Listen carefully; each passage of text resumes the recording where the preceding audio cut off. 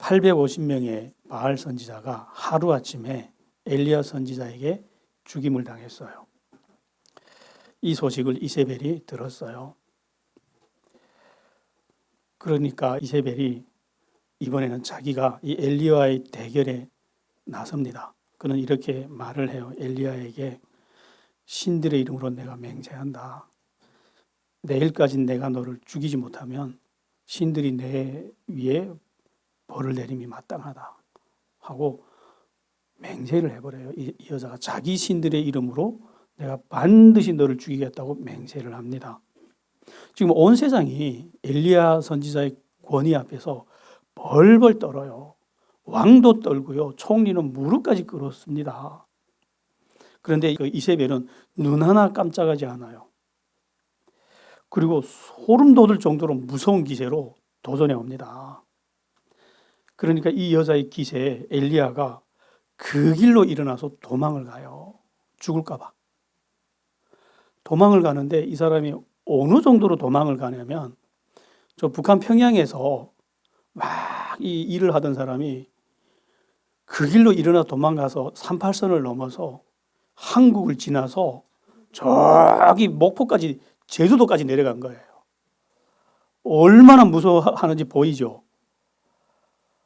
엘리야가 기겁을 해버린 거예요. 이 여자한테서. 누가 더 세요? 엘리야가 셉니까? 이세벨이 더 셉니까? 누가 봐도 이세벨이 더 세요. 그 대단한 선지자가 완전히 허물어집니다. 이세벨 앞에서. 대단한 여자죠. 이 여자가. 그 기세가. 지금 엘리야는 마음이 그렇게 도망을 가다 보니까 완전히 낙심했어요. 하늘이 허물어져도 이렇게 허물어질 수는 없었어요. 지금 왜 이렇게 엘리야 선지자는 낙심하고 또 낙심을 했냐면 엘리야 선지자는 지금 아합 왕에게 다 보여줬거든요. 누가 하나님이며 누가 비를 주는지 다 보여줬으니까 아합 왕도 이걸 인정을 했으니까 이제 나라를 돌이켜서 나라는 하나님께 다시 나온다고 확신을 했어요. 자기는 승리했다고 확신했어요. 그런데 아합 왕은 이세벨의 허수아비일 뿐이었어요. 아합의 뒤에는 이세벨이 있었고요. 이세벨의 뒤에는 뱀이 있었거든요. 그는 그때야 이 거대한 타락의 근원적인 힘의 뿌리를 발견한 거예요. 자기가 도저히 감당할 수 없고 이길 수 없는 거대한 힘을 그때 발견한 거예요. 그리고 그는 그대로 허물어집니다. 그는 이 사역을 성공시키려고요. 정말 무수히 많은 사람들이 죽는 것을 참아내야만 했었어요. 3년 반 동안 얼마나 많은 사람들이 굶어 죽었을까요? 얼마나 많은 하나님의 선지자들이 죽었습니까? 전멸하다시피 했어요. 이제 이 나라의 하나님의 선지자는 다 사라졌어요. 그것을 감수하면서까지 이 사역을 끝까지 이루어 나갔단 말이에요. 성공할 거야. 성공할 거야. 그래서 나라를 한순간에 뒤집자. 이렇게 하고 밀고 나갔는데 어떻게 성공했습니까? 실패했습니까? 누가 봐도 이 사역은 실패한 것처럼 보여요. 그러니까 엘리야 선지자는 이제 살기 싫은 거예요. 그러니까 최남단 부엘세바까지 가고 거기가 사람이 사는 끝이에요. 그 다음부터는 사막이에요. 사람이 들어가면 죽는 곳이에요. 그런데 거기까지 가서 자기 종복 넌 여기 있어. 그리고 물도 안 가지고 떡도 안 가지고 그냥 걸어 들어가요. 하루 종일 걸어요. 그렇게. 이게 무슨 말인가 하면요. 그냥 걸었다는 말이 아니에요. 이거 우리식대로 하면 바다를 향해서 걸어 들어갔다는 말과 똑같아요. 죽으려고 하는 사람이잖아요, 이거. 그리고 하루 종일 걸어 들어가서 지쳐가지고 그냥 로뎀나무 아래서 쓰러져 버려요, 그냥. 이제는 때가 늦었어요. 돌아서 나갈 길도 없어요. 물도 없고 떡도 없는데 나가다 죽어요, 이제는. 근데 이 사람은 거기 턱 앉아서 하나님께 기도합니다. 여호와여, 넉넉합니다. 이만하면 됐습니다. 이제는 내 생명 거두소서. 살기 싫다는 거예요.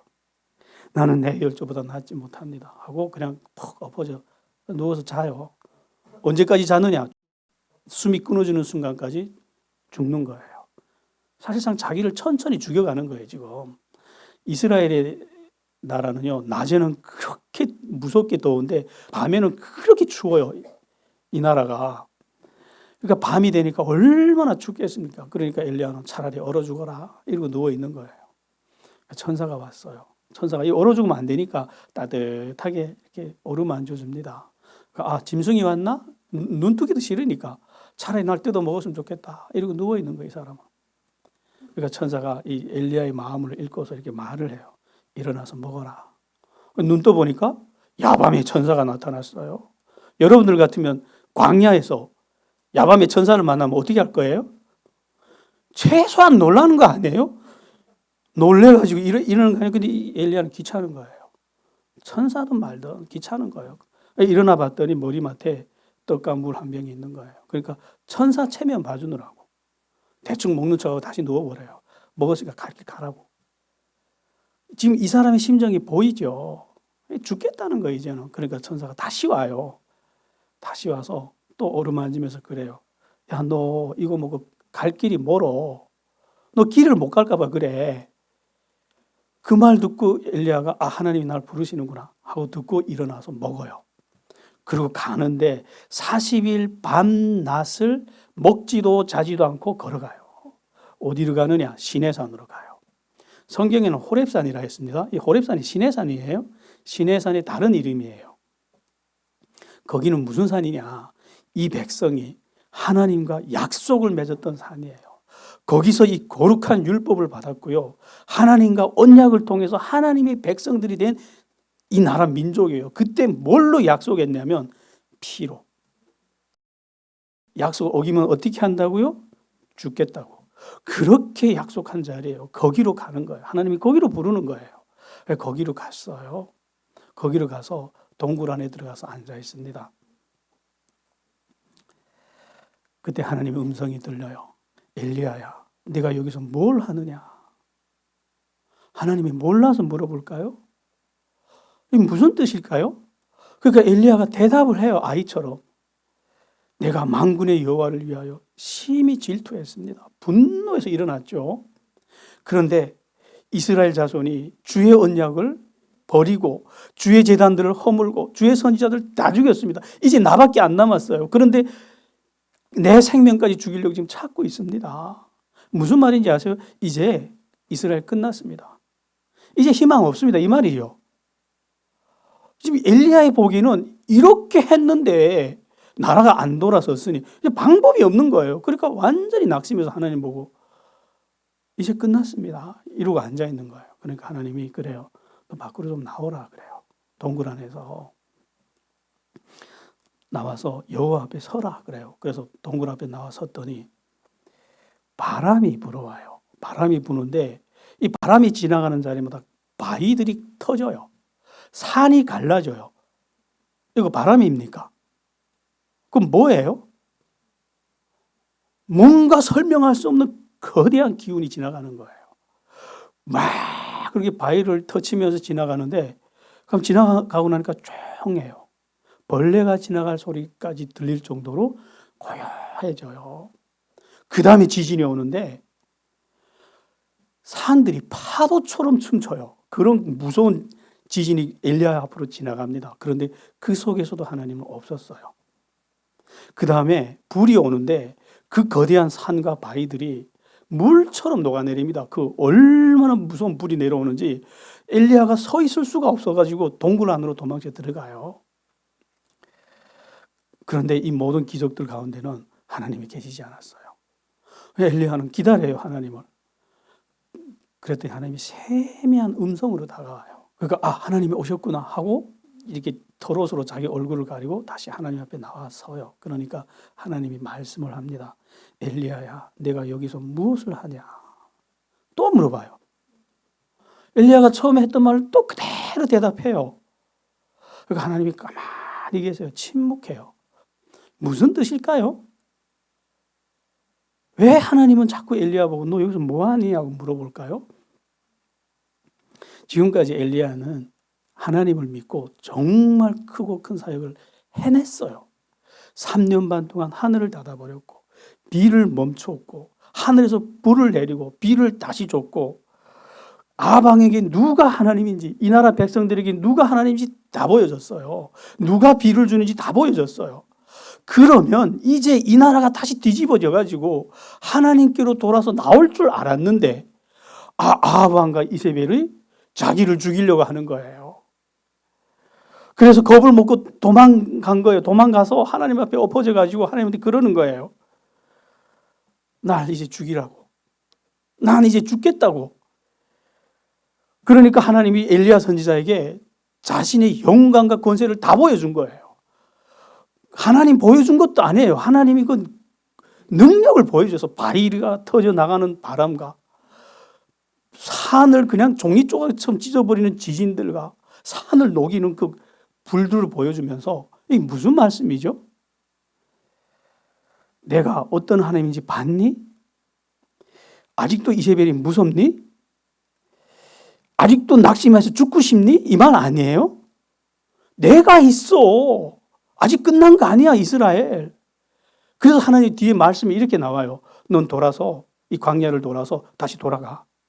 가는데 다메섹으로 가서 하사엘에게 기름을 부어서 왕으로 만들라 그래요. 다메섹은 아람 나라예요. 이스라엘의 원수 나라입니다. 그 이스라엘의 대적인 나라의 왕을 세우라는 거예요. 하사엘이라는 사람을. 그리고 예후에게 기름을 부어서 이스라엘의 왕으로 삼으라 그래요. 그리고 엘리사에게 기름을 부어서 너의 후계자로 삼으라 그래요. 무슨 말이야? 하나님의 사역 안 끝났다는 거야, 아직. 안 끝났어. 다시 돌아가. 내가 살아있잖아. 그러면서 하나님이 무슨 일을 할지를 설명해 줍니다. 이렇게 설명해 줍니다. 하사엘의 칼에 죽지 않은 자는 예후의 칼에 죽을 거야. 예후의 칼에 죽지 않은 자는 엘리사의 칼에 죽을 거야. 무슨 말이죠? 다 죽인다는 거죠. 그렇게 하나님이 다 보여줬는데도 돌이키지 않았다면 어떻게 해야 됩니까? 약속이 그렇잖아요. 어기면 어떻게 하기로 했어요, 서로? 죽이기로 했잖아요. 그러니까 하나님 다 죽이겠다는 거예요. 그러나 7,000명은 내가 살릴 거다 그래요. 이 7,000명은 왜 살리냐? 하나님이 이렇게 설명합니다. 그들은 바알에게 무릎 꿇지 않았어. 그들은 바알에게 입을 맞추지 않았어. 그 사람들은 어떻게 한다고요? 살린다는 거예요. 이게 우리 하나님이에요. 이런 거 보려고 우리가 성경 읽는 거예요. 우리는 이 하나님 따라갑시다. 인간이 만든 이념 따라가지 맙시다. 그래서 엘리야가 다시 가요. 그 광야를 걸어서 다시 이스라엘로 가요. 가서 제일 먼저 엘리사한테로 찾아가요. 엘리사한테 찾아갔더니 이 사람이 12쌍의 황소를 가지고 밭을 갈고 있는 거예요. 엄청난 부자인 거예요, 이 사람이. 근데 그 사람 앞에 엘리야 선지자가 나타납니다. 그러니까 이제 온 나라 사람들이 엘리야 흔적만 봐도 엘리야라는 걸 알아요. 털을 이렇게 온몸에 감싼 사람. 이 사람이 딱 나타나니까 굳어졌죠. 근데 엘리야가 자기 옷을 벗어서 확 던지는 거예요. 그러니까 부자 엘리사가 그 자리에서 달려서 엎드려서 이렇게 말을 해요. 나한테 내 부모님하고 인사만 좀 하게 해달라고. 그리고 내가 당신 따라가겠다고. 무슨 말인지 아세요? 내가 널 부른다고 메시지 보내니까 그냥 그 자리에서 엎드려서 순종합니다. 토 안 달아요, 이 사람이. 그냥 뭘만 요구하죠? 인사만 좀 하게 해달라고, 엄마한테. 왜 이 사람을 선택했는지 보이죠? 이 엄청난 부자예요, 이 사람이. 근데 지금 이 길을 가게 되면 뭐가 되는지 아세요? 이제부터 엘리야의 종놈이 돼야 돼요. 그 지체 높았던 부자가 이제 종의 길을 들어가는데 그 자리에서 엎드려 버려요. 이 엘리사라는 사람이 성질이 얼마나 난폭한지 아세요? 왕 보고 야, 저 새끼 쫓아버려 막 이래요. 왕들이 쩔쩔매요, 이 사람 앞에서. 이런 사람이 하나님 앞에 이렇게 순종합니다. 여러분, 여러분들도 이렇게 하세요. 순종은 이런 겁니다. 한국에서 살면서 월급이나 받아먹고 배불리 살려고 하지 말고 북한으로 한번 이렇게 뛰어가 보세요. 어디가 더 좋을까요? 북한 가면 여러분, 거기는 김성근 목사처럼 설교하면 아무도 안 들어요. 죽은 자를 살려내고 막 불을 떨구면서 설교해야 듣는 곳이에요. 거기 가서 하나님의 권능으로 그런 불의 사자가 될 건지, 여기서 월급이나 받아 먹으면서 배부르면서 살 건지 어떻게 할 거예요? 어디가 더 좋습니까? 거기가 훨씬 좋아요, 여러분들. 엘리사처럼만 하세요. 하나님은 누구든지 씁니다. 이렇게만 엎드리면. 그리고 엘리사는 그 길로 황소 2마리를 잡아가지고 제사 드리고 백성들한테 다 그 고기를 나눠주고 엘리야의 종의 길을 갑니다. 아람 왕 베나닷이 이스라엘 향해서 전쟁을 걸어오는 거예요. 그런데 지도를 보면요, 이 아람이란 나라가 이스라엘하고 붙으면 게임이 안 되게 작은 나라예요. 조그만 나라인데 이 나라가 32명의 왕들을 규합을 해가지고 연합군대를 만든 거예요. 그러면 무섭죠, 이게. 그래가지고 군대를 바다처럼 많은 군대를 끌고 와서 사마리아를 삥 둘러쌉니다. 그리고 이렇게 말을 해요. 내 금과 은은 다 내 거야. 내 아내들과 내 자녀들이 아름다운 것도 다 내 거야. 그래요. 그러니까 아방이 거기서 엎드려야죠. 어떡합니까? 힘이 상대가 안 되는데 엎드려서 이렇게 말을 합니다. 내 주 왕이여, 왕의 말씀이 맞습니다. 나의 것은 다 왕의 것입니다. 그래요. 고대 영화들 보면요, 그 왕들이 이렇게 해요. 나라를 점령할 때 와서 물과 흙을 내놔라 이러잖아요. 그러면 엎드리면 이제부터 조공국가가 되는 거예요. 그렇게 할 줄 알고 이 아합 왕도 엎드린 거예요. 아, 그게 조공국이 되겠습니다. 이렇게 한 거예요. 그랬더니 다음 날 와서 뭐라 하냐면 이 아람 왕 베나닷이 내일 내 부하들이 와서 너의 집과 내 부하들의 집들을 뒤지면서 좋은 건 다 가져가겠다 그래요. 이거는 나라를 말려 죽이자는 거예요. 이건 조공국 만들자는 게 아니잖아요. 그러니까 아합 왕이 뒤집어지는 거예요. 이거는 죽으라는 말이니까 이거는 못 받겠다고. 그랬더니 이 아람 왕 베나닷이 그래요. 그래? 만약 이 사마리아의 부서진 조각 가운데 내 백성이 손에 잡히는 것이 있다면 신들이 내게 벌을 내림이 마땅하도다. 그래요. 무슨 말이냐면요, 나라를 산산히 부숴버리겠다는 거예요. 아합 왕이 또 이렇게 대꾸를 합니다. 갑옷 있는 사람이 갑옷 뻗는 사람처럼 말을 할 수 없을 것이야. 우리식으로 하면 길고 짧고는 대봐야지 이 말이에요. 그래서 전쟁이 시작됐어요. 이제 바다처럼 많은 군대와 당시 아합의 군대는 7,000명입니다. 상대가 안 돼요. 상대가. 그러니까 아합이 성 위에서 이렇게 상대편 군대들을 내다보는 거예요. 내려다보는데 답답해서 미칠 지경인 거예요. 싸워도 승산은 없어요. 안 싸우면 말라 죽어요. 싸울 수도 없고 안 싸울 수도 없고 절체절명의 그 순간에 하나님이 선지자를 보냅니다. 내 같으면 그냥 죽게 내버려뒀으면 좋겠는데 하나님이 또 선지자를 보내요. 선지자를 보내서 그럽니다. 네가 이 큰 무리를 보느냐? 내가 오늘 저희를 내 손에 붙여줄 거야. 너는 내가 여호와인 줄 알게 될 거야. 무슨 말인지 아세요?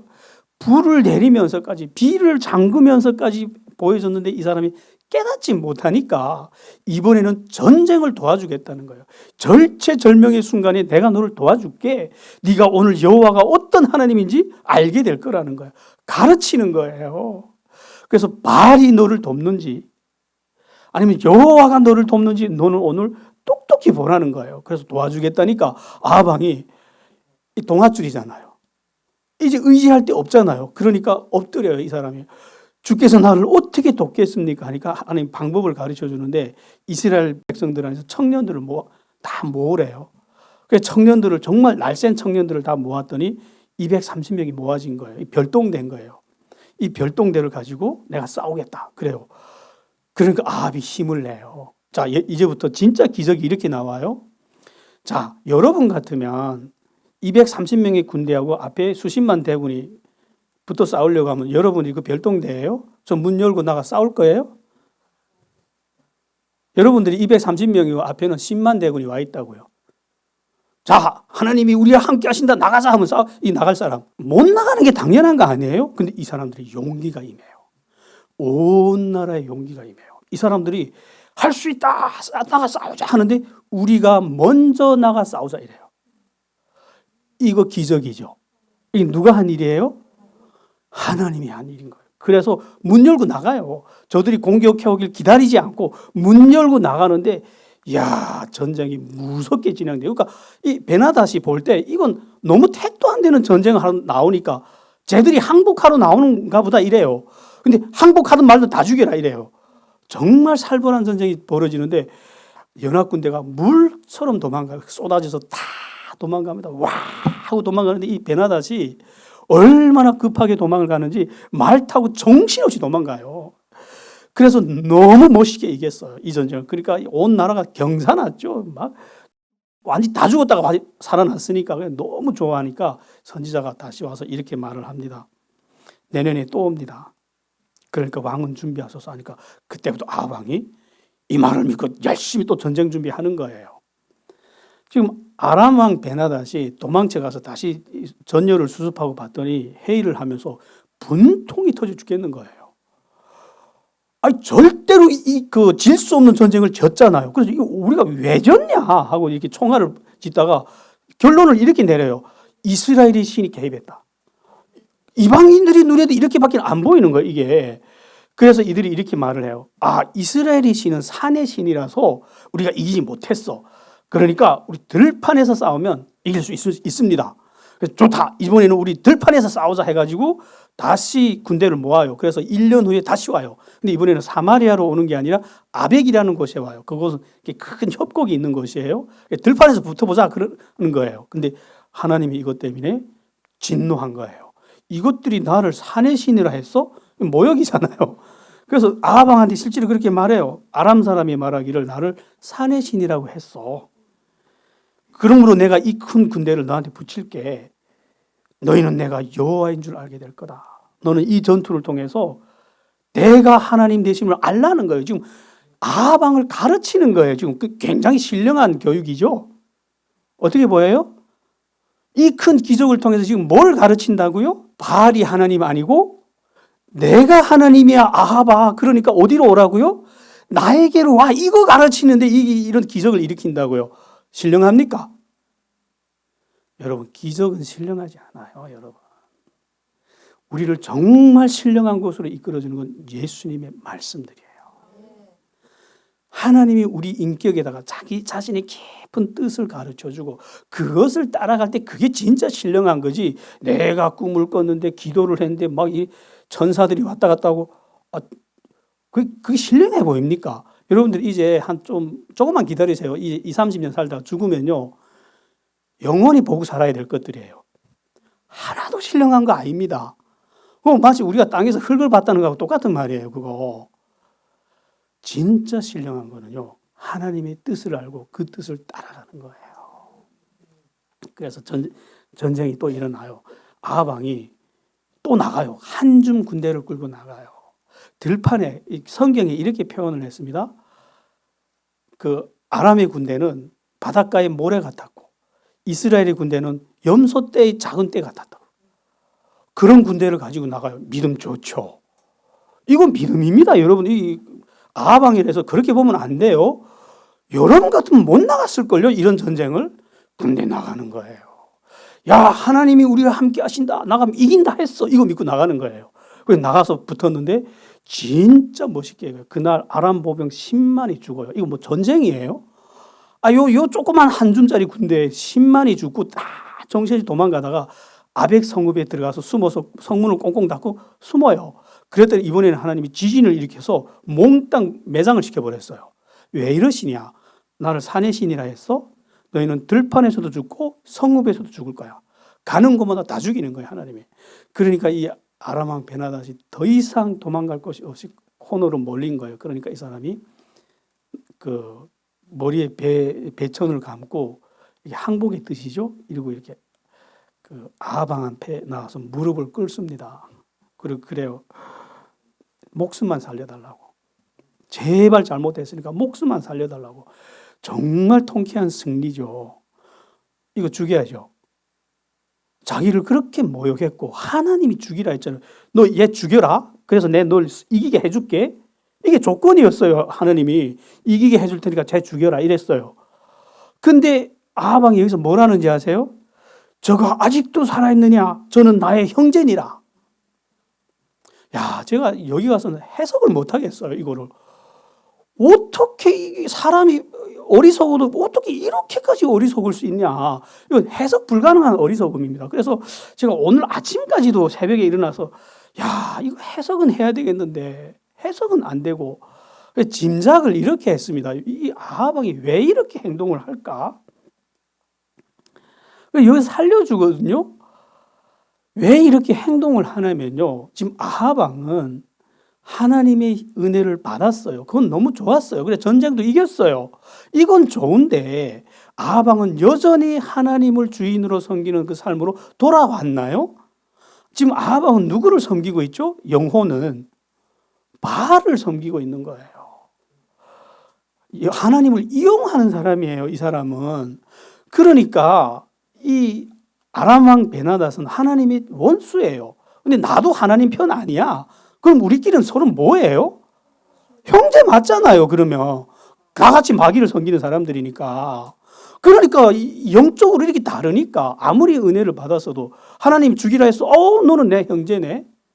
이렇게 돼버린 거예요. 이렇게밖에는 해석이 안 됩니다, 여러분. 제가 왜 이렇게 해석하냐면 예수님이 이 땅에 왔을 때 그때 바리새인들, 종교 지도자들이 얼마나 끔찍하게 경건했는지 아세요? 그들이 외형적인 종교 행동은 우리 어떻게 해도 못 따라가요. 11조를 어떻게 내는지 아세요? 고춧가루 푹 컸다 거기서 10분의 1 갈라내고 먹어요. 자신 있습니까, 여러분?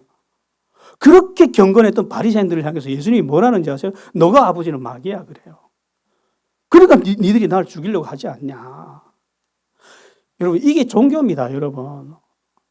속지 마세요, 여러분. 외형에. 겉보기는 굉장히 경건한 것 같은데 그 속은 누가 주인이죠? 마귀가 주인인 거예요. 마귀가 그런 식의 경건이 너무너무 많아요. 그래서 우리가 성경을 읽지 않으면요 다 넘어갑니다. 사람들이 그게 경건인 줄 알고. 그래서 하나님을 모욕했고 하나님이 죽이라는 사람을 살리는 것 때문에 하나님이 너무너무 진노하신 거예요. 그래서 하나님이 또 선지자를 보내요. 이걸 어떻게 해야 됩니까? 말씀을 통해서 가르쳐도 깨닫지 못하고 기적을 통해서 가르쳐도 못 깨닫고 전쟁을 도와줘도 깨닫지 못하고 이제 어떻게 해야 됩니까? 여러분들 생각에는. 확 죽여버리면 좋지 않을까요? 그냥? 북한에서 김정일이 확 죽으면 통일될 것 같죠. 제가 그래서 김정일이 죽는 날에 야 통일이 되는가 보다 했는데 똑같은 놈이 올라가요. 더한 놈이 올라가요. 그래서 어떻게나 하나님이 바꾸려고 하는 거예요. 그래서 선지자를 또 보내요. 이 선지자가 가서 메시지를 전해야 되는데 그냥 말해서는 안 들을 것 같으니까 옆에 있는 사람 못 그래요. 야, 너 나를 때려라. 근데 죽기 직전까지 때리라 그래요. 이 사람이 어떻게 그 말을 들어요? 여러분 같으면 이렇게 할 거예요? 갑자기 내가 가만히 앉아있다가 옆에 있는 사람 보고 나를 죽기 직전까지 때리라 하면 때릴 거예요? 아무 이유도 없이? 난 못 때리겠어 하니까 너는 주의 말씀을 순종하지 않았어. 사자가 너를 죽일 거야. 진짜 사자가 와서 이 사람 죽여요. 여러분 주의 말씀은요 순종하세요. 이게 순종입니다. 엘리사 보세요. 그 큰 부자 보고 따라와. 종놈으로 따라와니까 그냥 엎드리잖아요. 그러니까 이 선지자가 다른 사람 보고 네가 날 때려 이래요. 이 사람은 죽기 싫거든요, 사자한테. 그러니까 정신없이 때려요. 그래서 진짜 피투성이로 만들어 놓거든요. 됐다. 그리고 아하방한테 가는 거예요. 아하방이 지나가는 길 옆에 탁 이 사람이 쓰러져 있으니까 아하방이 지나가다가 이게 왜 이러지 하고 이렇게 쳐다보니까 이런 말을 합니다. 내가 전쟁에 나갔는데 어떤 사람이 나한테 사람을 맡겼다고. 그래서 이 사람을 지키라고. 이 사람을 만약 지키지 못하면 이 사람의 목숨을 네 목숨으로 갚아야 돼. 이렇게 약속을 했는데 내가 그만 바빠서 여기저기 왔다 갔다 하는 바람에 놓쳤습니다. 그래서 내가 꼴이 이렇게 됐어요 하니까 잘 됐네. 그건 네가 하니까 네가 당해라. 아방이 이렇게 말하니까 얼굴에서 머리에서 천을 확 뺏기는 거예요. 봤더니 자기에게 하나님의 말씀을 전하던 선지자인 거예요. 그러면서 이 선지자가 이런 말씀을 전합니다. 여호와가 이같이 말하노라. 내가 멸하기로 작정한 사람을 내 손으로 놓았기에 내 목숨은 저의 목숨을 대신하고 내 백성은 저희 백성을 대신하리라. 아방은 이런 무서운 예언을 받았음에도 악행을 그치지 않았습니다. 하루는 자기 궁전 옆에 갔더니 포도원이 하나 예쁜 게 있는 거예요. 야, 여기다가 나무를 심어 먹으면 딱 좋겠는 거예요. 봤더니 주인이 나봇이란 사람이에요. 그래서 나봇한테 가서 그래요. 야, 이거 내가 돈 주고 살 테니까 나한테 좀 팔아라. 그래요. 그러니까 농부들이 땅을 팔아요? 안 팔죠. 하나님이 주신 땅이고 대대로 이거 가지고 사는데 가본데 그러니까 못 팔겠다고. 그러니까 이 아합왕이 속이 상해가지고 집에 와서 낑낑 앓아요. 그러니까 이세벨이 듣다가 조롱을 해요. 당신이 이스라엘 왕이 맞긴 맞냐고, 뭐 그런 일 가지고 고민하냐고, 좀만 기다리라고, 내가 해결해 주겠다고. 그리고 편지 한 장을 써요. 그 동네 장로들한테. 그러니까 이 편지를 딱 받으니까 장로들이 그 마을에 금식을 선포합니다. 그러더니 종교 재판이 열리는데 나봇 끌고 와가지고 이래요. 이자가 하나님의 이름을 저주했어, 이러는 거예요. 그리고 깡패새끼 2명 데려와서 증인으로 세우는 거예요. 아이고, 재판이라는 게 변론도 신문도 없어. 그리고 도장 땅땅 찍고 사형하고, 그건 결론 났어요. 그리고 끌고 나가서 돌로 때려 죽여요. 그리고 이세벨에게 다시 편지가 와요. 이제 나봇 죽었다고. 그러니까 이 이세벨이 아합왕한테 가서 이제 임자 없다고, 그 땅 돈 주고 사기는 뭘, 가서 거두라고.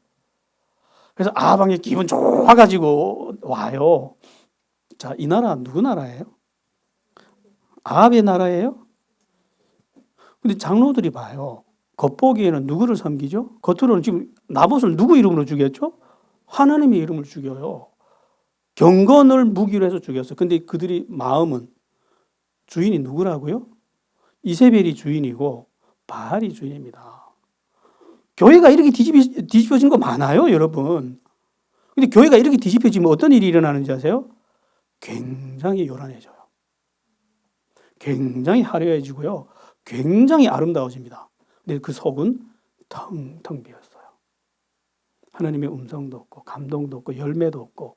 그런 교회는요, 회개를 가르치지 않아요. 십자가를 가르치지 않습니다. 지옥을 가르치지 않아요. 괜찮다. 헌금만 많이 해라.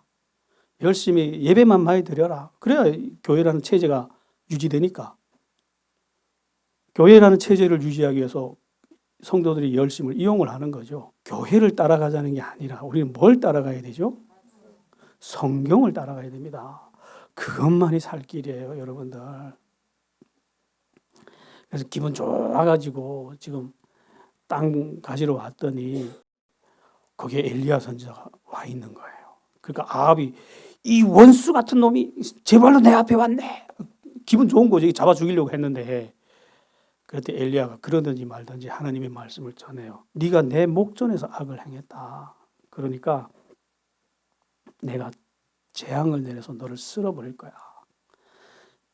개들이 나봇의 피를 핥은 그곳에서 너희 피를 핥게 될 거야.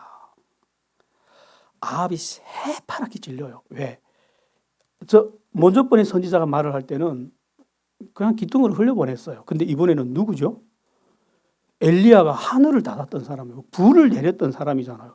이런 사람이 와서 이렇게 저주를 선포하니까 이 사람이 새파랗게 질리는데 거기다 또 이런 말씀을 합니다. 하나님이 이세벨에 대해서도 말씀하셨어. 개들이 이스라엘 성에서 이세벨을 먹을 거야. 개들한테 던져주겠다는 거죠, 하나님이.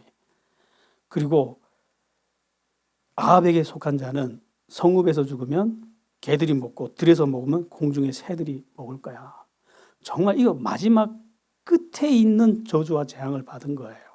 그러니까 아합이 새파랗게 질려가지고 집에 가서 밥도 못 먹어요. 그 다음부터 베옷을 입고 회개해요, 이 사람이. 금식하고 잘 때도 베옷을 입은 채로 자고 걷는 것도 천천히 걸어요. 주여 내가 회개합니다 이러고. 그랬더니 하나님이 말씀이 다시 이렇게 임해요. 엘리야한테 아합이 내 앞에 겸비함을 내가 봤다. 그래서 이 재앙을 아합의 때에 내리지 않고 그의 아들의 시대에 내릴 거다. 그래요. 야, 이런 악한 사람도 회개하니까 하나님 받아줘요, 안 받아줘요? 이게 하나님의 인자하심이에요. 야, 제 같으면 10번 죽여도 시원치 않은데 이거. 근데 그것도 회개하니까 하나님이 그래도 또 이렇게 용납을 해 주십니다. 여러분들, 하나님은 우리에게 회개할 기회를 몇 번 주냐면 몇 번 주죠? 무한한 용서를 해줄 테니까 돌아오기만 하라는 말씀 아닌가요? 그럼 다시 물어볼 거예요. 세상에 나가서 실수하면 몇 번 용서해 줍니까? 근데도 세상이 더 좋아요? 세상이 더 인자해 보이나요? 세상이 만들어낸 그 인권이 더 따뜻해 보이나요?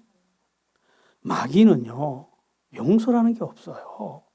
하나님은 한없이 인자하고 끝없이 용서해 주는데 세상을 더 좋아하잖아요. 어디가 안전합니까, 여러분? 그게 어떻게 증명이 되냐면요. 세상에 가서는요. 아무리 내가 부자가 돼도 마음에 불안과 두려움만 가득 차요. 성공하면 할수록 마음은 불안해요. 근데 하나님한테 오면요. 가난한 사람도 뭘 누리죠? 평안함. 우리 영혼이 본능적으로 아는 거예요. 어디가 더 안전한지를. 정리할게요. 인간은요. 하나님이 있다는 걸 몰라서 안 믿는 거 아닙니다. 하나님이 전능하시고 하나님이 우리를 사랑한다는 걸 몰라서 안 오는 거 아니에요.